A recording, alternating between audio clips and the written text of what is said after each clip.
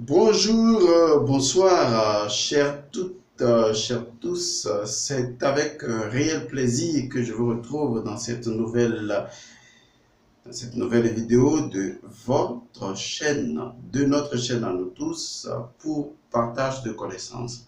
Je vous invite à partager suffisamment ces vidéos. Les gens en ont besoin. Et si vous le faites, vous rendez énormément service parce que vous appréciez justement son contenu assez important, assez pertinent. Je vous remercie par avance de toujours vous abonner, d'inviter les gens à s'abonner. C'est également ce que vous ferez de bien puisque la connaissance doit être partagée. Alors, revenons donc à la suite de ce que nous disions tantôt dans la vidéo précédente. Je rappelle que les vidéos se suivent et sont une suite logique. Il serait maladroit de sauter les vidéos et de prétendre comprendre. Et comme le fait du vaudou ne peut pas être abordé dans une seule vidéo, nous faisons plusieurs vidéos pour vous aider à mieux comprendre. Nous sommes toujours dans le code vaudou, puisqu'il faut comprendre ce code à divers niveaux avant d'entrer même à l'intérieur même du vaudou. Donc, nous avons parlé du vaudou en tant que Nil, en tant que Noun, en tant que sang. Mais par rapport à la terre elle-même, la terre est un vaudou. Et donc, par rapport à la terre, nous avons dit que le noyau de la terre, la source primordiale centrale de la terre, eh bien, c'est également le noun de la terre, puisque c'est un élément aqueux, un élément liquide qui fait tourner la terre elle-même. Donc, en réalité, le noyau de la Terre fait tourner la croûte terrestre. C'est ce qui engendre la dérive des continents et le positionnement des choses à la surface de la Terre. Je vous ai également expliqué que c'est le noyau de la Terre qui détermine par l'électromagnétisme la vie sur la Terre. La vie sur la Terre se résume en ces quatre éléments principaux, à savoir la terre, l'eau, l'air et le feu ou la chaleur. Et bien, ces éléments-là sont équilibrés, sont produits et équilibrés à partir du noyau de la Terre. Si aujourd'hui le noyau de la Terre se trouve endommagé, et bien même les oiseaux ne pourraient pas voler parce que l'élément électromagnétique va déséquilibrer les quatre forces. Puisque la source même de tout ce qui se produit sur la Terre, c'est justement les énergies telluriques qui sont des énergies souterraines qui proviennent même du noyau de la Terre, c'est-à-dire le noun de la Terre.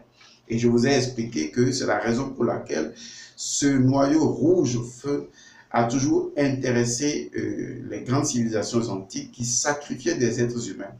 Parce que un agneau sacrificiel, un être humain qui va être sacrifié, c'est forcément un initié qu'on a préparé pendant toute une année ou pendant la saison rituelique.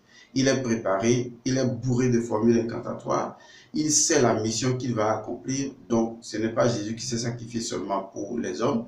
Bien avant cela, dans les civilisations anciennes, les hommes se sacrifiaient pour leur peuple parce que selon leurs croyances, on estimait que justement, en sacrifiant un être humain, on pouvait rééquilibrer la récolte, les moissons, fertiliser le sol. D'ailleurs, l'histoire d'Abraham en témoigne puisque c'est une histoire qui démontre que Abraham voulait sacrifier son fils comme les gens le faisaient à l'époque. Donc, le sacrifice humain était l'ultime sacrifice qu'on pouvait faire aux dieux souterrains. C'est très important, je précise, aux dieux souterrains pour que de leur faveur, les esprits négatifs se nourrissent de ce sang-là et laissent la terre prospérer. C'est tout un rituel, c'est toute une métaphysique. Et celui qui est sacrifié, son âme va rectifier, oui, la rectitude. Son âme va rectifier, en fait, apporter l'équilibre. L'âme est déjà conditionnée, à la limite saoulée. La plupart des victimes même étaient saoulées parce qu'on les programme à aller directement sous la terre pour apporter un message au noyau de la terre. Rappelez-vous de l'histoire de Thème, à savoir Dieu dit, la goutte dans la gourde, c'est ma part. Donc les hommes estimaient qu'il fallait envoyer du sang et à travers le sang, envoyer l'âme jusqu'au noyau du centre de la terre, s'associer à l'âme ou au noun de la terre pour apporter ne serait-ce que équilibre à la surface de la terre, puisqu'ils savaient déjà que la terre avait un cœur, son ib. La terre avait un cœur qui est son intelligence, où se trouve la totalité de son cas, dans le bas de la terre, et donc c'est de là qu'on produisait la vie par des ondes. Rappelez-vous, comme je l'ai dit, dans le Hu se trouve le Hu, le verbe. Donc, les vibrations produites du noyau de la terre viennent à la surface sous forme d'ondes électromagnétiques et d'ondes telluriques en réalité. Et c'est ça qui crée la vie sur la surface de la terre. Je vous ai expliqué également dans la précédente vidéo que le pharaon était le maître des deux terres. Et comprenez qu'il s'agit des deux terres, à savoir la terre souterraine ou le monde souterrain et le monde céleste. C'est d'ailleurs pourquoi il porte l'oise qui symbolise la domination sur les forces souterraines, et parce qu'il représente Horus qui a toujours vaincu Seth. Je vais vous lire à présent ce symbole de la double couronne de l'Égypte antique qui représente, selon les égyptologues et Wikipédia, les deux terres, mais comme je viens de vous le dire, il ne s'agit pas des deux terres d'Égypte à proprement parler, il s'agit de deux terres, la terre souterraine ou les mondes inférieurs et les mondes supérieurs. Alors, voilà ce que dit Wikipédia. En parlant d'abord de celui-ci, la double couronne, d'accord, qui représente les deux couleurs principales du vaudou, le rouge et le blanc. Alors, cette couronne est appelée en égyptien Skemti et de façon translittérée le Pshent. C'est le nom grec de la double couronne portée par les pharaons de l'Égypte antique. Elle est formée de l'enchâssement de deux couronnes distinctes. Vous voyez, la couronne blanche ou Hedjet, la couronne blanche ou Hedjet, appelée encore mitre blanche, oblongue, sa forme oblongue, couronne de l'ancien royaume du sud, c'est-à-dire la Haute-Égypte, associée au dieu Seth. Vous voyez, parce que l'Égypte a toujours cette façon d'inverser les choses. Regardez par exemple le dieu Geb ou les dieux Geb et Nout. Vous voyez, Nout, qui est déesse du ciel. Vous voyez, souvent les gens croient que tout ce qui est lié au ciel est masculin. Mais l'Égypte a inversé le processus en disant Nout, déesse du ciel, et Geb, vous voyez, dieu de la terre, alors que souvent on pense que la terre est féminine. Je vous expliquerai cela beaucoup plus tard. Il y a une raison à cela. C'est ce qui va se passer aujourd'hui de la même manière où la couronne blanche ou Hedjet mitre oblongue, couronne de l'ancienne Égypte ou de la Haute-Égypte, cette partie-là, est associée au dieu Seth. Pendant que la couleur rouge, vous voyez, la couleur rouge, puisque ça c'est la couleur blanche, d'accord, la couleur rouge, ou déchirette, couleur plate à fond relevé, couronne de l'ancien royaume du Nord, c'est-à-dire Basse-Égypte, vous voyez les métaphores Basse-Égypte, associée au dieu Horus. Ça, c'est la couleur rouge. Le nom ancien de cette double couronne, comme je le disais, est Skemti, qui deviendra après Pshent par déformation de Pa Skemti, c'est-à-dire les deux puissants. Très important. Alors, Wikipédia continue en disant, de la partie arrière de la couronne rouge surgit une tige en spirale incurvée vers l'avant. Vous voyez, incurvée vers l'avant, nommée Kabet. Sur le Pshent est placé un cobra prêt à frapper. D'accord? Cobra prêt à frapper, symbolisant Ouadjet, déesse de la Basse-Égypte. Et un vautour pour Nekbet, déesse de la Haute-Égypte. Cette double couronne est un symbole politique puissant proclamant l'union des deux terres, Haute et Basse-Égypte, qui, durant la période prédynastique de la première période intermédiaire, se sont affrontés à de nombreuses reprises. Donc, comme je le disais tantôt, c'est de la littérature. Mais au niveau métaphysique, vous avez compris tout ce que je viens d'expliquer. Maintenant, abordons un peu, disons, c'est déjà expliqué d'ailleurs, vous allez voir que la couronne, disons, déchirette est une couronne rouge plate. On l'appelle la couronne rouge, la déchirette. C'est la couronne rouge plate à fond relevé, dont l'origine remonte au souverain du royaume du nord de l'Égypte, Basse-Égypte. Donc, Basse, comprenez encore, de la période pré-dynastique. Et c'est associé au dieu Horus. D'accord? De la partie arrière de cette couronne surgit une tige spirale incurvée vers l'avant appelée cavette. Donc, le mot déchère signifiant rouge, vous voyez, déchirette, déchère signifiant rouge en égyptien hiéroglyphique. Déchirette est donc la rouge, avec le signe déterminatif de la couronne rouge. C'est également du flamand oiseau et du sang, vous voyez, et du sang déchère. En égyptien hiéroglyphique, celui qui est rouge de cœur est appelé déchère ib, d'accord? Et cela veut dire être en colère. Voilà, donc c'est exactement ça. Cette couleur-là, rouge, c'est ainsi que c'est appelé. Donc on va à la deuxième couleur qui est oblongue, la couronne radjet, appelée en égyptien la blanche, la brillante. Vous voyez, c'est la couleur blanche originaire de la Haute-Égypte, au temps de l'Égypte antique. Donc, vous voyez déjà que dans certaines royautés de nos traditions africaines, le roi portait souvent un bandage blanc, en fait, avant de porter sa couronne, mélangé au fond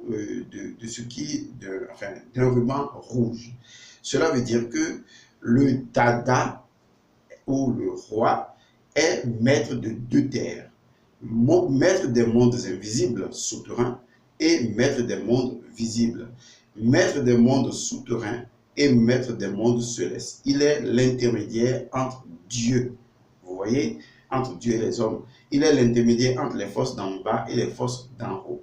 Il faut comprendre que c'est toute la métaphysique africaine qui se joue dans ce simple symbolisme-là et qui est toujours lié au Noun primordial, le vaudou, l'ouroboros, le serpent qui se mord la queue, parce que le roi est maître des deux terres. Alors ça, vous avez déjà compris. Où est-ce que nous voulons en venir quand nous expliquions qu'il s'agissait d'une démarche scientifique?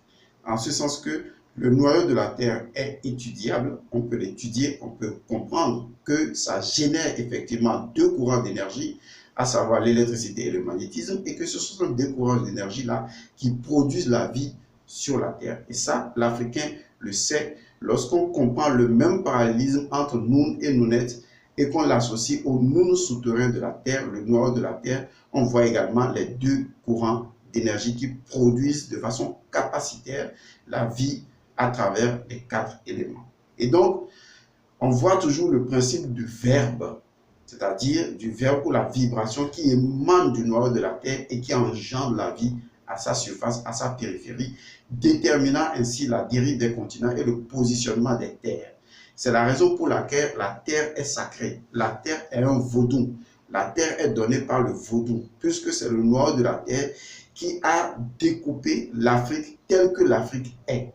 Et c'est très important de comprendre, car votre territoire comme le Bénin, votre territoire comme le Togo, votre territoire comme la Côte d'Ivoire, ce sont des terres qui sont vaudou en fait. Des terres qui ont été délimitées par le vaudou, par la conscience vivante du noyau de la terre, et qui a voulu que les gens qui vivent sur une terre ne soient que ces gens qui y vivent. Et donc le fait d'être incarné, qui sera même un élément important, puisqu'il s'agira de l'ancrage, le fait d'être incarné sur une terre n'est jamais le fruit du hasard, mais plutôt la volonté du vaudou de vous voir sur cette terre-là particulière. Et le découpage des terres n'est pas non plus le fruit du hasard, c'est toujours sous l'inspiration du vaudou. Et la position de certaines terres sur des nervures électromagnétiques de la terre montre que certaines terres peuvent devenir très sacrées. J'ai fait une histoire sur, vous allez vous référer à ça en cherchant mes vidéos, révélation sur le Bénin, donc le Dahomey. Je vous ai expliqué ce que veut dire Dahomey, dans le ventre de Dan. Dan étant un autre nom de Dan, l'Ouroboros. Mais étant donné que l'histoire de Dahomey, telle que racontée, voudrait dire que quelqu'un a tué Dan et a planté le premier poteau de sa construction dans son ventre. Or, Dan, ce n'est pas seulement le noyau de la terre, mais c'est également le courant d'énergie tellurique. Ça veut dire que les ancêtres de Dahomey, à travers la consultation divinatoire, avaient découvert un lieu où ils pouvaient rester. Et ce lieu n'était pas le fruit du hasard, parce que ce lieu était ce qu'on appelait un nœud d'énergie, un nœud tellurique. toutes les terres ne possèdent pas des nœuds telluriques. Un nœud tellurique, c'est lorsque les énergies du courant tellurique provenant du noyau de la Terre, du vaudou, d'accord, plusieurs énergies telluriques viennent créer une matrice d'énergie puissante. Ce qui fera que cette terre-là sera toujours appelée la terre des premiers.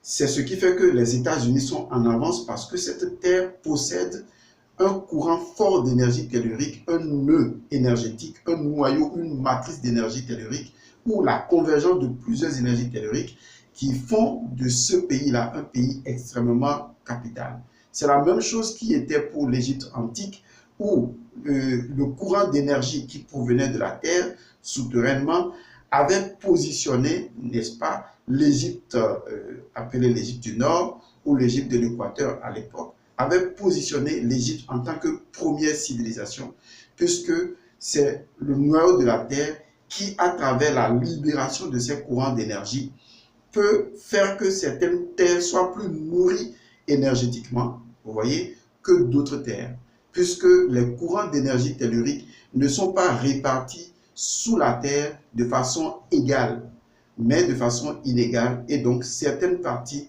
à l'analyse de certains courants d'énergie tellurique, certaines parties sont plus fournies énergétiquement que d'autres pays.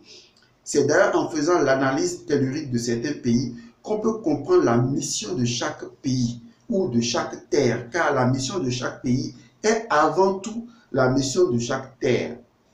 Et chaque terre est un vaudou, parce que chaque terre porte en elle-même ce que j'appelle les nervures telluriques, qui ne sont que les dents. Vous voyez, le dent également, c'est les courants d'énergie tellurique. Alors, pour revenir à ce que nous disions tantôt, il faut comprendre alors que le noyau de la terre, l'Ouroboros, va libérer des dents, c'est-à-dire des courants d'énergie tellurique, et certaines terres ou certains rois ou certaines divinations vont découvrir que telle terre-là possède un courant d'énergie extrêmement puissant. Et des gens vont commencer à construire leur première civilisation à cet endroit. Donc, à la recherche d'une terre, disons, à capacité vibratoire élevée, les ancêtres avaient fait des consultations, par exemple, en ce qui concerne le royaume de Dahomey, puisqu'ils ont tous quitté d'une manière ou d'une autre l'Égypte, il fallait trouver une terre telle que les ancêtres égyptiens faisaient et ne construisaient pas les pyramides n'importe où, mais construisaient les pyramides sur ce que j'appelle des nervures de courant d'énergie tellurique. C'est la raison pour laquelle les ancêtres avaient suivi le même cheminement. Et vous allez voir que la plupart des endroits qui ont été transformés en pyramides dans l'Égypte antique étaient des endroits soit où il y avait un grand lac, une grande quantité d'eau à l'endroit, ou à cet endroit-là, il y avait véritablement, disons ce que je pourrais appeler une colline. Car les endroits qui drainent la plupart des courants d'énergie tellurique à forte dose, ce sont les montagnes, les courants d'eau. Vous voyez, ce sont des endroits où on retrouve de grands courants d'énergie tellurique. Par exemple, la mer. La mer charrie un grand courant d'énergie tellurique. Les lacs, vous voyez, les lagunes. Les montagnes ont toujours été les lieux de pèlerinage et de concentration des mystiques. Tout comme la plupart des cérémonies ritueliques se font devant les lacs, les lagunes, les océans, parce que l'endroit où on retrouve un élément à forte quantité, eh bien, c'est parce que son courant électromagnétique relié à la Terre est très puissant. Donc la mer demeurera toujours un élément très puissant parce que sous la Terre, les courants d'énergie qui ont quitté le noyau de la Terre pour créer la mer sont un courant d'énergie d'une extrême puissance. Le dent qui relie le noyau de la Terre à la mer physique est un courant d'énergie extrêmement puissant. C'est pourquoi les meilleurs endroits pour faire des rituels publics sont les endroits où on retrouve un élément à forte domination comme les lacs, les lagunes, les océans et tout le reste. On en parlera beaucoup plus tard. Alors, vous remarquerez que ce qui est très important dans ce que je suis en train de vous expliquer, c'est que la vie à la surface de la Terre n'est créée que par le noyau de la Terre qui devient alors, disons, l'Ouroboros en tant que soleil souterrain du soleil qui est en haut et qui va créer la vie tout autour de nous à travers les courants électromagnétiques et des courants électromagnétiques qu'on va appeler tout simplement, disons, des énergies telluriques, en quelque sorte. Et ces énergies telluriques sont en fait des dents, des nervures qui quittent le noyau central pour générer la vie. Selon les quantités de ces courants d'énergie, la vie est modifiée à des endroits donnés. L'équateur possède des forêts immenses parce que le courant d'énergie qui est là est extrêmement élevé et dont la végétation est très puissante. Et donc, pour arriver à quoi? Quand je vous explique tout ça, je vous explique tout simplement que il y a une relation entre le noyau de la Terre, d'accord? En fait, je vais le dire autrement. Le noyau de la Terre, qui est l'Ouroboros souterrain, va convertir son énergie directement dans un élément à la surface. C'est ce que j'appelle le pouvoir de la représentativité. Tout comme le Noun se fait représenter en nous par le sang, tout comme le Noun se fait représenter en Égypte par le Nil, tout comme le Noun se fait représenter au niveau souterrain par le noyau de la Terre, eh bien, le noyau de la Terre, en tant que Noun de la Terre, en tant que sang, en tant que Kaba de la Terre, va également se faire représenter à la surface de la Terre. Et le premier élément par lequel le Noun de la Terre va se faire représenter à la surface de la Terre, eh bien, c'est à travers un élément liquide, c'est-à-dire l'océan, les lacs ou les lagunes. C'est la raison pour laquelle on dira que la vie provient de l'eau. Parce que l'eau étant le serpent, vous voyez, quand on voit l'eau à perte de vue, l'eau dessine une forme serpentine. C'est comme le serpent et c'est directement relié sous la terre. Maintenant, l'eau également va chercher à, disons, à se transposer en tant que Noun sous forme d'un courant d'énergie dans un élément encore plus physique, plus tangible. D'accord? Dans un élément encore plus tangible. Retenez bien la succession des faits. Le noyau de la Terre, en tant que Noun, veut se faire représenter. Le noyau a déjà créé la Terre. Maintenant, pour se faire représenter à la surface, eh bien, ce noyau de la Terre, qui génère la vie à la surface de la Terre en tant que vaudou, va se faire représenter à la surface sous forme d'océan, sous forme de liquide, qui représente également le Noun. Vous voyez le symbolisme donc du Nil, qui représente le Noun. Mais le Noun qui provient de sous la terre. C'est d'ailleurs pourquoi c'est le vaudou souterrain ou le Noun souterrain qui a rendu possible le Nil. Autrement, le Nil n'existerait pas. Donc, entre le Nil et l'énergie souterraine, il y a une relation. Comme je vous le disais tantôt, c'est de sous la terre que les éléments à la surface sont créés. C'est le noyau de la terre qui génère de l'eau à la surface. Les 4 éléments en somme. Donc, le liquide est très important pour l'Égypte. L'élément suivant dans lequel le vaudou en tant que noyau ou en tant que liquide à la surface, puisqu'il y a le liquide souterrain aussi, le liquide à la surface va se faire représenter, c'est cet élément extrêmement puissant qui est un peu comme la conversion du liquide en la sève dans ce que vous appelez la végétation. Et c'est la raison pour laquelle dans les traditions africaines, on voit une relation extrêmement importante entre le vaudou et les plantes. Car les plantes sont vaudou. Rien qu'avec les plantes, sans jamais tuer les animaux, on peut rendre le vaudou efficace. Et d'ailleurs, le vaudou n'est véritablement efficace que seulement avec les plantes. On dit souvent dans la langue fon, c'est-à-dire le fait de mettre plante sur plante, c'est ça qui est vaudou. Amada Madi. Vous voyez, quand on écoute même, on dit Amada Madi, c'est-à-dire on retrouve toujours le temps, d'une manière ou d'une autre dans cette langue. C'est-à-dire que pour produire des réalités énergétiques, puisque l'énergie est dans l'Ouroboros, pour produire de l'énergie, pour produire l'efficacité énergétique, pour produire la conversion de l'énergie souterraine en une énergie active à la surface, il faut savoir faire la combinaison des plantes. C'est ce que ça veut dire. Donc, c'est de la combinaison ou des combinaisons des plantes, de la connaissance des plantes que justement on peut dit que le vaudou guérit. Le vaudou apporte la prospérité. Le vaudou apporte la connaissance. Donc les plantes sont l'élément intermédiaire. Les plantes sont même appelées messagers du vaudou. Car les plantes apportent la nourriture, les plantes apportent le vêtement, les plantes apportent l'écriture, les plantes apportent tout. C'est d'ailleurs pourquoi Osiris a toujours été appelé le dieu vert, le dieu de la végétation. Vous voyez, c'est très important de garder les choses en tête. Le dieu vert, le dieu de la végétation, parce qu'en réalité, la végétation est la messagère du vaudou, de l'énergie rouge.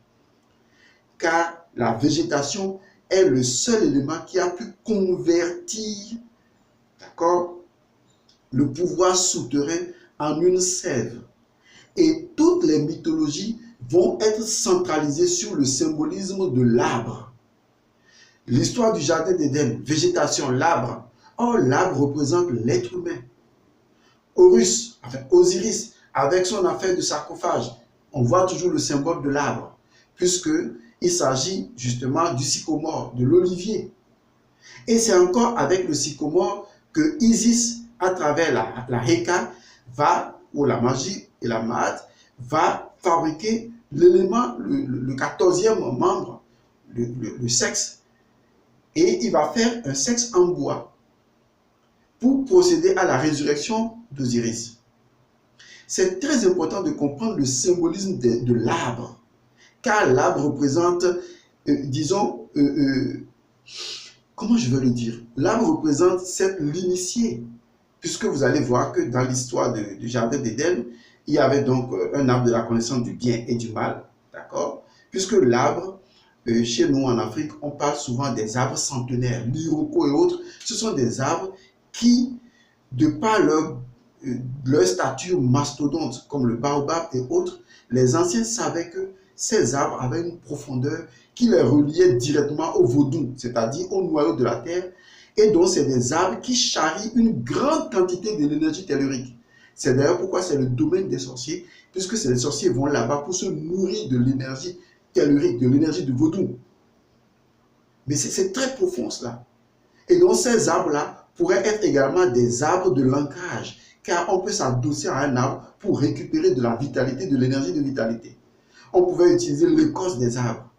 Osiris, le dieu de la végétation, est le fait qu'il y a une résurrection du vaudou qui est devenu un arbre. Donc l'arbre, ce n'est que la réincarnation du noyau de la terre en un être à la surface de la terre. Donc l'arbre représente l'énergie du serpent qui émerge vers le ciel, vers le soleil. Car l'arbre représente la reliaison entre le soleil souterrain et le soleil d'en haut. C'est pourquoi l'arbre représente le pharaon Osiris. L'arbre représente le dada. Et la plupart des grands mystères africains avaient toujours lieu sous l'arbre à palabre. Car tous les mystères se déroulaient sous l'arbre. Bouddha, son illumination sous l'arbre. Toutes les initiations, toutes les grandes réalisations se sont faites sous l'arbre. Même la croix est un symbole de l'arbre. Jésus a eu ses grandes méditations avec ses disciples sous les oliviers. Et c'est toujours l'arbre. Ou bien sur la montagne. Montagne étant égale un élément qui charrie une grande quantité d'énergie. Tous les éléments se retrouvent là. Car le vaudou s'exprime sous forme de montagne à la surface, sous forme d'arbres, sous forme de rivières ou sous forme de végétation. C'est la raison pour laquelle la plus grande magie de guérison, c'est la guérison par les plantes. Mais il faut également aller à la connaissance des plantes. Combien de personnes connaissent les plantes? Est-ce que vous savez que quand vous prenez une plante, vous allez voir des configurations sur les plantes? Prenez une plante là, la feuille d'une plante, regardez bien, vous allez voir, on dirait des nervures. Ces nervures-là sont différentes d'une plante à une autre plante. Et de la connaissance de ces nervures montre l'énergie souterraine qui a voulu que ces nervures soient exactement comme ça. Ce qui veut dire que chaque plante ou chaque arbre, disons, charrie ou emmagasine l'énergie souterraine à sa manière. Ce qui fait que chaque arbre est unique et différent d'un autre arbre, même si c'est de la même espèce. Et chaque espèce est différente de l'autre espèce. Et les plantes interviennent dans la vie de l'homme d'une manière spécifique parce que les plantes sont les messagères du vaudou. Les plantes portent les énergies du vaudou à la surface. C'est ça le rôle de messager. Et avant de les porter à la surface, les plantes transmutent l'énergie pour obtenir la sève, qui est en fait le sang de la plante. Et donc, à travers les plantes, on peut facilement provoquer les ondes vibratoires du vaudou à la surface, puisque le vaudou se produit lui-même à la surface via les plantes, qui constituent sa connexion avec la surface et son orientation vers le soleil, dont les plantes sont d'une puissance extraordinaire. Dans le jargon ésotérique de la tradition africaine, on appelle souvent la plante Ama. Est-ce que vous savez ce que veut dire le mot Ama? Ama veut dire la puissance magique. Mais Ama ne peut rien faire sans Azé. Azé, c'est la connaissance magique. J'ai fait une vidéo sur la question pour montrer qu'au commencement, il y avait Ama, Azé. Les deux étaient des frères jumeaux, jusqu'à ce que les deux se sont divisés. C'est pourquoi aujourd'hui, la connaissance des plantes est perdue et l'efficacité des plantes également est perdue parce que Azé ne permet plus à Ama de faire la connaissance des plantes et leur utilisation. Ama, c'est la puissance magique, mais Azé, c'est la connaissance magique. Comment peut-on avoir une puissance magique sans la connaissance magique? Le jour où Amazé s'est divisé en Ama et Azé, où le Azé a été rejeté, les gens ne peuvent plus, avec l'œil de Azé, connaître et écouter les plantes parler, car les plantes parlent. Les plantes vous parlent du vaudou qu'ils transportent ou qu'elles transportent, car chaque plante est porteuse d'un vaudou spécifique. Et c'est pourquoi les plantes guérissent, les plantes soignent, les plantes peuvent apporter la vie dans un foyer. Et on peut communiquer avec les plantes. On peut utiliser les plantes pour consacrer les menstrues. Il y a tellement de magie à utiliser. Je vous laisse suivre la prochaine vidéo qui est liée à l'histoire de Amazé. Et nous allons revenir et vous verrez qu'en réalité, tout est déjà autour de vous. Je vous remercie d'avoir suivi cette vidéo-là. Je vous retrouve la prochaine fois. Je vous dis que les bénédictions soient. Je remercie toutes les personnes qui décident de nous aider. C'est avec beaucoup d'amour et de cœur que nous acceptons vos donations. Continuez de nous soutenir si vous estimez que cela en vaut vraiment la peine. Personne n'est forcé à le faire. C'est votre conscience qui dicte la loi dans votre monde intérieur. Au revoir.